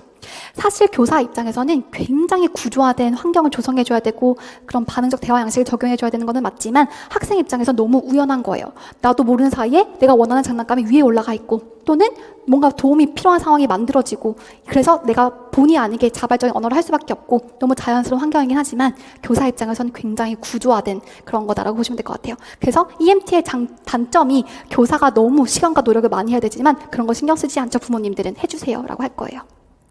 어쨌든 그래서 두 번째 포인트가 바로 MT라는 것. 예전에는 환경 중심 언어 중재였는데 이제 EMT라고 하는 강화된 환경 중심 언어 중재로 바뀐 그 이유를 보셔야 될 것 같은데요. 그 차이점 두 가지가 기출문제 나온 적이 있었죠. 그래서 같이 한번 정리해 보실게요. 그 전에 환경 중심 언어 중재 키워드 하나 더 쓰시면 환경 중심 언어 중재에 포함되는 세 가지 요소라고 하면 아까 말씀드렸던 것처럼 환경 조성 전략이라는 것이 필요해요. 이거는 물리적인 환경 조성인 거죠. 두 번째는 반응적 상호작용 대화 양식입니다. 이거는 사회적인 환경을 조성해 주는 거예요. 그래서 교사가 학생이 반응할 때마다 긍정적으로 미소 지어주고 또는 공동 관심 같이 기울여주고 차례를 주고받는다든지 그런 것들을 하는 것들이 바로 반응적 대화 양식이고 이런 것들이 주어질 때 학생이 자발적인 언어가 대한 동기가 생기게 되겠죠. 그래서 이런 거 잘 해주는 거고요. 세 번째가 이제 환경 언어 절차예요. 환경 교수 절차라고 쓸게요. 환경 교수 절차. 그래서 물리적인 환경도 조성해주고 사회적인 환경도 조성해주고 그거에 따라서 이제 언어 절차를 실시하는 것이 바로 EMT다라고 보시면 될 것 같고요. 그다음에 MT와 EMT의 차이점 두 가지 이제 본격적으로 써보도록 하겠습니다. 두 번째는 원래 MT에서도 물리적인 환경 조성 전략이 있었어요. 그래서 손에 닿지 않는 상황을 만들어준다든지 아니면 도움이 필요한 상황을 만들어준다든지 물리적으로 환경을 조성해주긴 했었지만 그때는 체계적이는 않았었단 말이죠. 근데 이제는 조금 더 강화되고 강화된 환경을 조성해 줍니다. 환경 조성. 물리적 환경 조성해 주는 것으로 그래서 EMT에서는 총 손흥, 예선, 부도라고 하는 6가지 환경 나눠져 있죠. 손에 닿지 않는 상황, 흥미로운 상황, 그다음에 손흥민이 예선을 부도 맞았다라고 기억해 주면서 예기치 못한 상황, 그다음에 예선, 선택해야 되는 상황을 만들어준다든지 아니면 부족한 상황. 그래서 시험 문제 그런 거 나오잖아요. 비눗방울을 조금만 주는 거예요. 부족하기 때문에 아동이 더 주세요 라는 자발화를 유도하기 위해서 물론 부족한 상황을 만들어줄 수 있을 것이고 도움이 필요한 상황, 뭔가 꽉 닫힌 그런 비눗방울 통이라든지 그런 걸 주면은 열어주세요 라고 말하게 될 거잖아요. 그런 식으로 조금 더 체계적이고 강화된 환경 조성 절차를 사용하게 되었다가 첫 번째 특징이고 차이점이고요. 두 번째는 바로 반응적인 상호작용 대화 양식입니다. 반응적 상호작용 대화 양식, 저 줄여서 쓸게요. 글씨를 어차피 못 알아보실 거예요. 반응적인 상호작용 대화 양식으로 사회적인 환경을 조성해 주는 것이 추가되었다라고 보시면 될 것 같아요. 그래서 첫 번째는 조금 강화된 거고요. 기존에 있었던 절차가 강화되었다라고 보시면 될 것 같고 두 번째는 이런 반응적인 상호작용 대화 양식, 이런 긍정적인 사회적인 상황을 조성해 주는 것이 추가되었구나라고 보시면 될 것 같습니다. 그래서 기출문제에서도 물어본 적이 있었죠. 일단 우리가 기출문제 돌아오셔서 다 쓰셨어요? 기출문제 돌아오셔서요. 해당하는 부분의 키워드 잡아보시면 사실 초등 문제에서 정말 간단하게 물어봤기 때문에 이렇게까지 분석할 필요는 없는데 우리가 어차피 보셔야 되는 거라서 같이 한번 통째로 정리한 거예요. 자, 보시면 일상의 의사소통 상황이라는 거 보시면 아동의 자연스러운 의사소통 상황 말하는 거죠. 그런 상황을 자연스럽게 구조화하여서 키워드 자연스럽게 그다음에 지속적인 반응적 상호작용을 통해서 라고 하면 EMT에서 새롭게 추가된 반응적 상호작용 대화 양식을 말하고 있고요. 그다음에 의사소통을 촉진하는 아동의 자발화를 촉진하는 그런 대화 중심의 교수법이라는 키워드는 추가해 주시면 좋을 것 같아요. 이런 것 바로 우리가 알고 있는 강화된 환경 중심 언어 중재라고 하는 EMT 전략이 되겠죠. 초등에서는 좀 너무 쉽게 물어봤던 것 같아요. 그래서 우리가 해당하는 부분을 같이 한번 보실 문제가 바로 34페이지 2016년 중등 문제 같이 한번 보시도록 하겠습니다. 34페이지 보실게요. 중등 A 10번이에요. 그래서 여기서도 문제를 바로 확인해 주시면 되는데 밑줄친 니은과 비교해서 EMT가 가지고 있는 차이점 34페이지 펴주시면 좋을 것 같아요. 네. 차이점을 두 가지 쓰시오라고 했던 문제, 우리가 방금 봤던 두 가지 그대로 키워드 있게 선생님들 기억하실 수 있을까요? 첫 번째가 무엇이었죠? MT와 비교해서 EMT가 가지는 차이점 두 가지라고 하면 첫 번째는 뭔가가 강화되었어요. 환경 조성 절차가 강화되었죠. 손흥, 예선, 부도라고 하는 조금 물리적인 환경이 체계화되었고 강화되었다라고 보시면 될 것 같아요. 그래서 답 써주시고요. 환경 조성 전략이 강화되었고 두 번째는 방금 보셨던 반응적 상호작용 대화 양식이 추가되었죠. 네, 써주시면 좋을 것 같아요. 반응적 상호작용 대화 양식이 추가되었다 하시면 우리가 EMT와 관련된 정의와 중요하게 바뀐 차이점들은 다 정리하신 거예요. 기출문제에서 이 정도만 나왔으니까요. 선생님들께서는 EMT와 관련된 정의나 기출문제 키워드는 그 정도 정리하시면 좋을 것 같습니다. 자, 다시 이제 넘어오도록 할게요. 페이지 10쪽으로 돌아와 주세요. 네, 2021년도 이제 유아 문제인데요. 자, 유아 문제에서도 비슷한 문제가 나왔었어요. 그래서 바로 연결해서 보시면 될 것 같습니다. 자, 발달지체 문제 한번 먼저 보실게요. 김교사. 자, 2번 문제. 다영이가 디귿 발화를 산출할 수 있도록 김교사가 니은에서 계획해야 되는 교수적 상황이라고 물어봤네요. 선생님들께서 쉽게 이것이 EMT를 묻고 있구나 떠올리지 못하시더라도 예시를 보시면 이게 뭘 하고 있구나 아실 수 있을 것 같아요. 나를 봤더니 자, 다영아 우리 무슨 놀이 할까? 찰흙통과 비눗방울 통을 보여주면서 이거 아니면 이거라고 하고 있는 지금 환경 조성 전략 중에서도 우리가 알고 있는 손, 흥, 예, 선, 부도 중에 어떤 전략을 쓰고 있는 거예요? 선택해야 되는 상황 맞습니다. 선택해야 되는 상황을 주고 있어요. 그러면 아동이 나도 모르게 자발적으로 찰흙이라고 얘기하고 있죠. 두 번째, 찰흙이 아니라 찰흙 달라고 했는데 찰흙이 아니라 비눗방울 통을 주는 거예요. 이건 지금 어떤 상황을 유도하고 있는 거예요? 예기치 못한 상황을 쓰고 있는 거예요. 그랬더니 아동이 싫어 라고 말하고 있어요. 그래서 교사가 그 다음 찰흙을 아주 조금만 주면서 이거는 부족한 상황이 되겠죠. 여기 문제 안에서 우리가 봤던 그 환경 조성 전략이 다 녹아있다고 보시면 될 것 같습니다. 조금만 주면서 여기 있으라고 했더니 아동이 자발적으로 더 줘 라고 말하고 있는 거예요. 더. 그러면서 교사가 이제 또 한 번 더 할 건가 봐요. 여기 있어 라고 했더니 아동의 발화가 찰흙통을 내밀면서 열어 라고 말하고 있습니다. 해당하는 부분은 어떤 거 쓰시면 좋을까요? 뭔가 도움이 필요한 상황이 필요하겠죠. 도움이 필요한 것. 그래서 꽉 닫힌 그런 찰흙통을 주면서 아동에게 주면은 아동이 혼자 못 여니까 교사에게 열어주세요 라고 하게 될 거예요. 그런 기능적인 자발어를 유도하기 위해서 교사가 지금 환경을 조성해주고 있구나 라고 보시면 될 것 같습니다. 그래서 우리가 알고 있는 손, 흥, 예, 선, 부, 도는 선생님들 예시 그 페이지 책 가셔가지고 예시를 반드시 복습해 주시고요. 해당하는 부분 사실 나중에 2019년 중등 문제에서 예시 쓰는 거 나왔을 때 혼란스러우실 수 있었거든요. 그렇기 때문에 예시로 반드시 봐주시는 거 필요할 것 같아요. 자, 강의 노트 한번 돌아오셔가지고요. 같이 한번 정리를 해보실게요. 그래서 환경조성 전략 같은 경우에는 똑같은 EMT지만 별표가 5개죠. 이거는 외워주셔야 됩니다. 나가실 때 저한테 손, 흥, 예선, 부도라고 하시고 가셔야 돼요. 네, 84페이지는 예시는 반드시 예시 적어두세요. 예시 외우기, 예시 꼭 봐주시기 적어두시고 같이 한번 정리해 주면 좋을 것 같은데 여기 있는 의의는 제가 조금 밀고 있는 문제예요.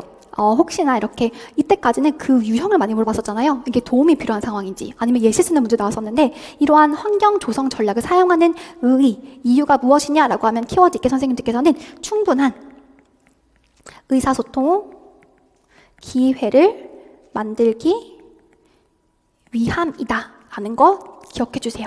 학생이 충분하게 자발적인 의사소통 기회를 만들어주기 위해서 교사가 이렇게 환경을 조성해주고 있는 거예요. 이 한번 기억해 주시면 좋을 것 같습니다. 키워드, 충분한 의사소통 기회를 제공하기 위함이다라는 거. 네, 그 다음에 해당하는 유형은 제가 배웠던 손흥민이라는 사람이 예선에서 부도를 맞았어요. 너무 슬픈 얘기죠. 그렇게 외워주시면 안에 있는 6가지 유형들 잘 정리하실 수 있겠죠. 자, 여기도 기출문제가 너무 많이 나왔었기 때문에 같이 한번 보시면 좋을 것 같아요. 제가 방금 말씀드렸던 2019년 중등 문제가 바로 나오게 되겠네요. 그 페이지는 불러드릴게요. 17페이지 펴주시면 좋습니다. 17페이지 펴주세요. 아이고, 여기가 아니네요. 네, 2019년 중등 문제였고요. 이때 사실 선생님들께서 이런 문제를 현장에서 딱 시험장에서 맞닥뜨린다 하면 정말 당황스러우실 거예요. 문제 해석도 안 되고 뭘 써야 될지 모르겠고. 그래서 약간 정말 사실 뜯어보면 어렵지 않은 문제인데 현장에서 난이도를 조금 높여주는, 체감상의 난이도 높여주는 문제라고 보시면 좋을 것 같아요. 왜냐하면 단서가 너무 많이 붙거든요. 문제가 길잖아요, 일단. 그럼 선생님들께서 좌절하실 수 있어요. 그런데 차근차근 접근하시면 된다는 거, 이런 문제일수록 오히려 조금 답이 문제 속에 숨어있을 경우가 많거든요. 그래서 같이 한번 보실게요. 일단 이번에 볼 내용은 여기예요.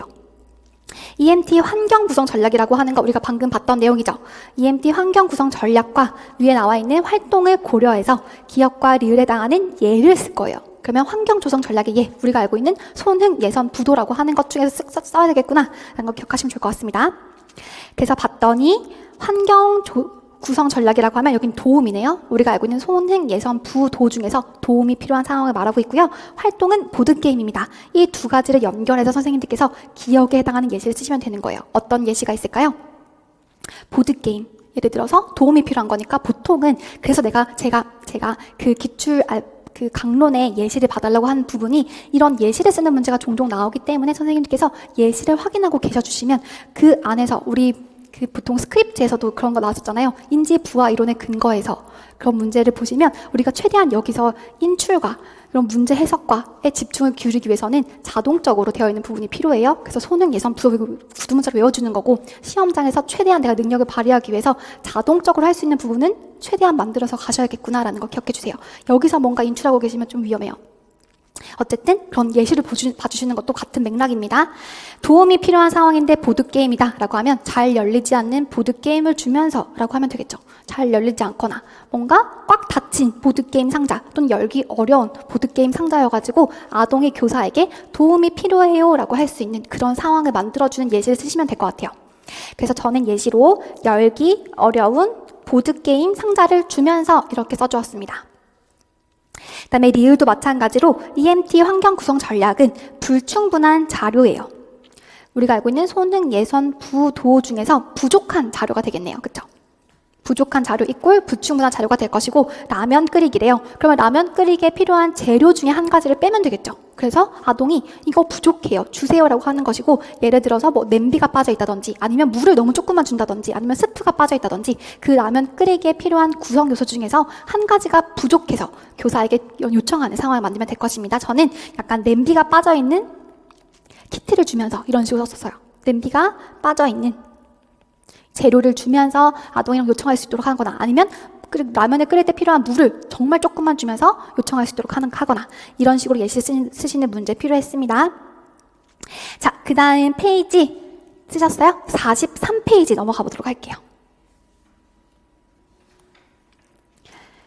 43페이지는 2015년 초등.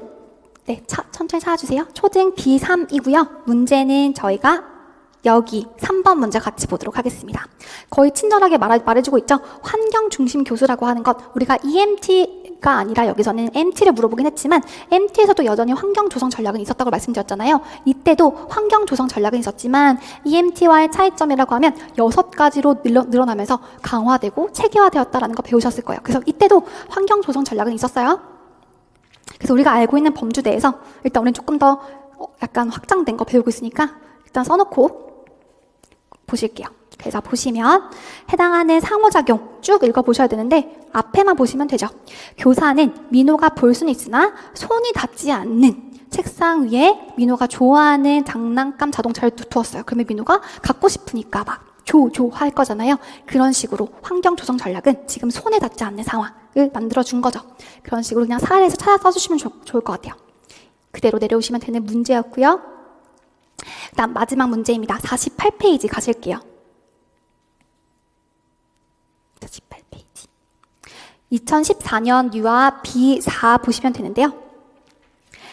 자, 여기서는 선생님들께서 기억, 지도 방법, 기억을 쓰시오라는 문제입니다. 이런 식으로 저희가 개념별로 묶어서 보기 때문에 나중에 가시면 채워야 되는 문제가 몇 문제 안 되실 거예요. 그쵸? 그래서 처음에 조금 오늘 진도가 느리게 가더라도 내일은 훅훅 갈 거니까 너무 걱정하지 마세요. 기억을 쓰시오라는 문제였습니다. 자, 기억을 봤더니 우발 교수라고 하는 것은 사실 환경 중심 언어 절차 중에 하나인데 여기선 별로 중요하진 않아요. 실시하기 전에 유아의 의사소통 동기를 유도하기 위해서 의도적으로 상황을 만드는 것이 키워드죠. 의도적으로 지금 교사가 상황을 만들어주고 있는 것, 우리가 알고 있는 환경 조성 전략의 키워드입니다.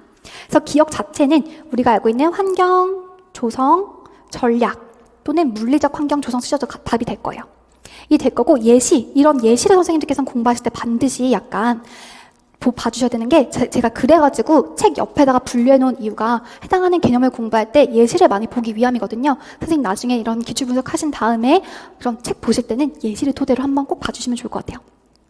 자, 지수가 좋아하는 파란색 블록을 눈에는 보이지만 손이 닿지 않는 상황이네요. 손이 닿지 않는 상황이 항상 시험 문제 많이 나오는 것 같아요. 올려놓은 다음에 이렇게 하고 있습니다. 그러면 환경 조성 전략이죠?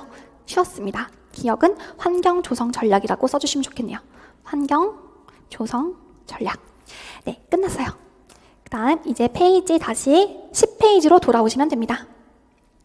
이렇게 개념을 하나씩 깨주시면 의사소통에 관련된 기출문제 나왔던 거 다 파악하시고 이제 선생님께서 하반기 때 하셔야 되는 작업이 내가 토대로 탄탄한 기출문제 나왔던 거 토대로 조금씩 확장해 나가거나 버릴 거 과감하게 버리는 작업이 필요한 거예요. 그래야지만이 우리 제한된 인지적 용량 속에서 시험 문제를 효율적으로 접근하실 수 있기 때문에 네, 이렇게 일단 기출문제를 토대로 개념별로 정리해 보도록 할게요.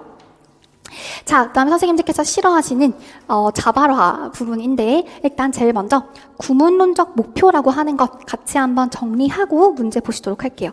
죄송해요. 이거 제가 아까 페이지를 잘못 설정해가지고 어지러우시면 이 화면 보지 마세요. 여기입니다. 구문론적 목표라고 하는 것 같이 한번 정리를 해보실게요. 사실 해당하는 책 페이지는 우리가 언어 발달 쪽에 저 뒤쪽에 있는 부분이에요. 그래서 같이 한번 구문론의 키워드 정리해 보시면 일단 구문론에서 사용하고 있는 가장 주성분은 문장이 되겠죠. 문장이 되고 구문론의 키워드는 이 해당하는 구문론의 주성분인 문장은 단어의 배열로 인해서 이루어진 일정한 규칙을 가지고 있습니다. 이 정도 써주시면 좋을 것 같고 이렇게 구문론이 발달하게 되는 그 경로를 보시면 아동은 보통 1어문에서부터 그 다음에 그 단어를 두 개를 연결하는 2어문 그 다음에 3어문 하다가 나중에 언어의 폭발기를 맞이하게 되는 거예요. 그래서 일단 1어문, 2어문, 3어문 2어문 같은 경우에는 단어와 단어를 연결하는 수준인 거죠. 3어문도 마찬가지로 3개의 단어를 연결하는 수준이다라고 보시면 될 것 같습니다. 이 정도 구문론의 목표의 키워드는 일단 구문에서 다루는 가장 주성분, 베이스가 되는 것은 문장이고 해당하는 문장에 있어서 구문론은 단어가 규칙적인 순서대로 배열되어 있는지를 보는 것이 목표이고 아동이 구문론을 발달하는 단계를 보시면 1어문에서부터 2어문, 3어문 이런 순서로 가는구나 정도 체크하시면 될 것 같아요. 그래서 김 교사가 중지하고자 하는 언어의 구문론적인 목표라고 하면 일단 문장이 될 것이고 그 문장 속에서도 어떻게 단어가 배열되어 있는지를 보는 것으로 해당하는 라를 보시면요. 자, 다영이는 도장이라고 하는 한 단어만 말하는 수준인 것 같아요. 1어문의 수준인 거죠. 근데 그 다음에 김 교사가 어떻게 해주고 있어요? 도장, 찍어라고 하는 2어문으로 늘려주고 있다고 보시면 될 것 같습니다. 그래서 해당하는 그냥 가장 근전적인 답이라고 하면 두 단어를 연결해서 2어문으로 말하기의 정도로 유아 선생님이 써주시면 좋을 것 같아요. 두 단어를 연결해서 2어문으로 말하기가 아마 구문론적인 목표가 되겠네요. 그렇게 어렵진 않고요. 글씨가 너무 더럽죠, 선생님? 이게 바닥에서 쓰다 보니까 어쩔 수가 없는 것 같아요. 두 단어를 연결해서 2어문으로 말하기를 목표로 써주시면 좋을 것 같아요. 그 정도만 보시면 되고 유아 선생님들께서 이런 문제는 사실 적용하는 문제잖아요. 그래서 여기서 크게 가져가야 될 개념은 없고 우리가 아까 방금 정리했던 구문론적인 키워드 정도만 가져가시면 좋을 것 같습니다.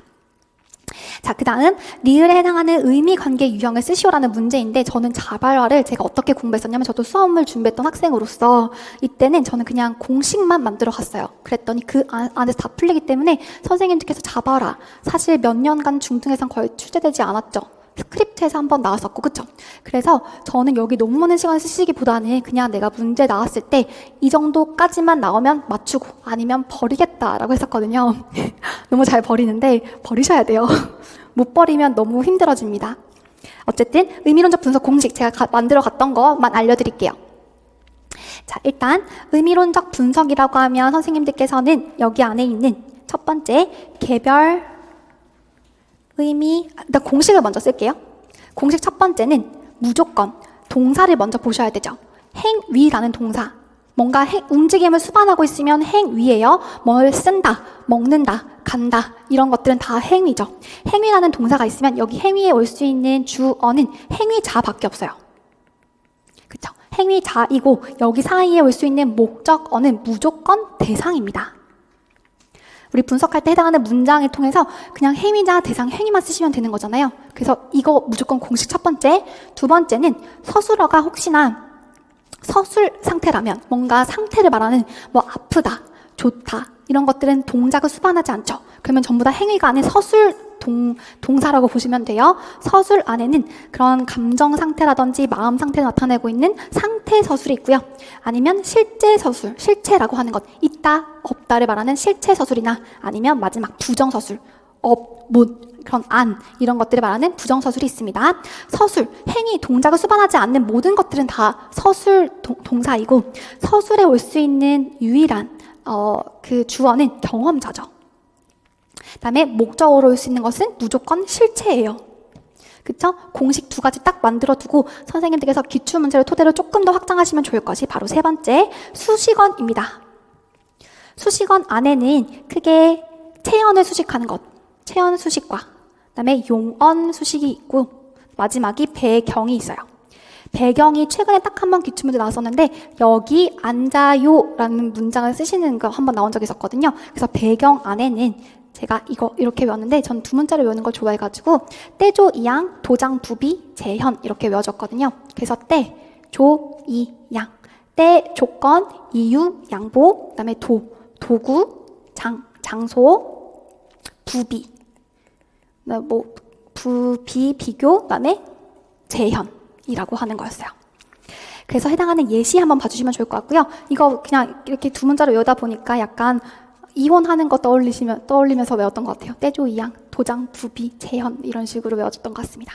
어쨌든 이거는 선생님들께서 예시를 보시면 좋은 거고 최대한 이게 진짜 마지노선이야. 이 정도만 보셔도 문제는 충분히 다 풀리거든요. 그래서 공식 세 가지입니다. 행위자, 대상, 행위 한 가지, 그다음에 경험자, 실체, 서술이라는 공식과 마지막 수식언. 수식언이라는 것은 체언을 수식하는 것도 있을 것이고 예쁜 엄마라고 하면 해당하는 명사를 수식하는 체언 수식이 될 것이고 빨리 가라고 하면 가라는 동사를 수식하는 용언 수식이 될 거예요. 수식언이 무엇을 수식하냐에 따라서 체언이냐 용언이냐라고 보시면 될 거고 배경은 떼조, 이양, 도장, 부비, 재현 이렇게 그냥 입으로 붙여서 외워주시면 좋을 것 같습니다. 와닿지 않으시죠? 일단 기출문제 보시면서 같이 한번 보실게요. 리을에 해당하는 의미관계 유형 먼저 보시겠습니다. 2021년도 유아 문제예요.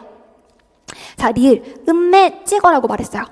그러면 선생님들께서 일단 동사를 먼저 보셔야 되죠. 찍어라는 것은 행위를 수반하는 거죠.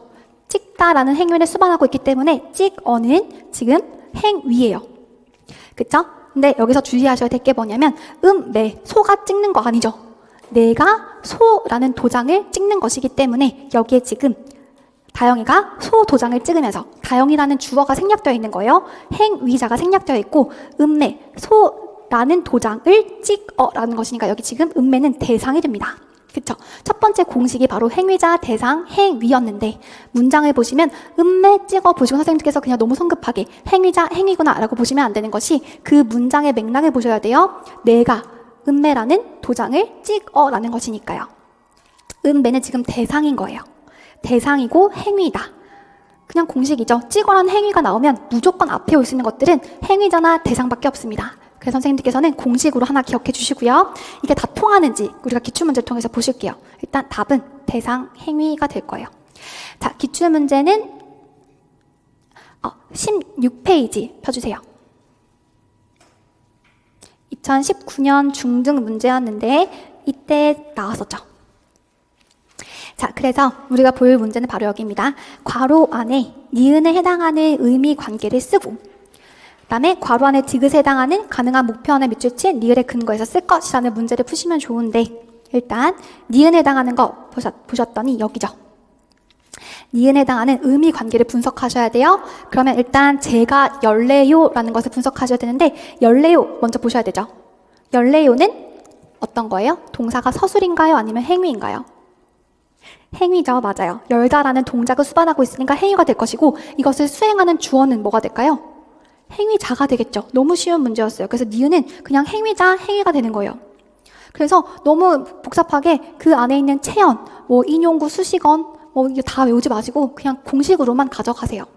근데 물론 너무 어렵게 나와가지고 틀리시면 선생님만 틀리시는 것이 아니기 때문에 선생님 합격과 무관할 거라고 생각이 듭니다. 그래서 100점 맞는 시험이 아니다 보니까 저는 효율적으로 공부하는 걸 좋아했거든요. 그래서 벌이라고 말하는 걸 싫어하실 수도 있겠지만 저는 자발하는 나올 수도 있고 나오지 않을 수도 있는 문제라면 조금 우선순위가 밀리겠다라는 생각이 들어요. 그래서 이 정도만 준비하셔도 괜찮다라고 생각이 듭니다. 그래서 디귿 보셔야 되죠. 장소, 행위이고 선생님들께서는 해당하는 여기 활용적 기능도 가능한 목표 언어를 하는데 여기는 다 고려해서 쓰셔야 되는 거예요. 질문에 대한 반응을 쓰셔야 되고 어디에 앉을까요? 라고 물어봤어요. 여기에 올 수 있는 반응은 무엇일까요? 여기에 앉아요 이런 것들을 말해야 되겠죠. 그래서 장소와 행위를 써야 되는데 행위라고 하는 단어, 동작을 수반하는 거 뭐가 있을까요? 어디에 앉을까요? 라고 하면 앉아요가 될 것이고 앉다라는 동작을 수반하는 것이 될 것이고 장소라고 하는 것, 여기에, 저기에, 거기에 이런 말이 있으면 되겠죠. 의자에 앉아요도 될 것이고 어쨌든 장소가 있으시면 되는 거예요. 우리가 아까 봤던 수식원 중에서도 배경에 해당하는 떼조이양, 도장부비, 재현 중에서도 장소가 나온 거거든요. 그래서 여기서는 여기에 앉아요, 거기에 앉아요 라고 하는 장소를 수식하는 어떤 말이 나오면 되는 거예요. 그 정도만 보시면 모든 문제가 다 해결되긴 합니다. 자, 근데 여기도 선생님들 페이지 아까 보셨던 이건 스크립트 가서 보시면 좋은데 스크립트가 조금 이따 나오나요? 스크립트에 해당하는 생일 파티 그 스크립트 보신 적 있을 거예요. 거기 예시 그대로 나온 거거든요. 그래서 교수님들이 강론에서 진짜 예시를 많이 활용하시는구나. 여기 나와 있는 제가 열래요라든지 여기 앉아요 예시 그대로 나온 거거든요. 그래서 조금 이따 스크립트 공부할 때 저희가 한 번 더 볼게요. 자, 여기까지가 끝이었고, 그 다음에 63페이지 하나 더 봐야 되네요. 63페이지 넘어가셔서 한번 해봅시다.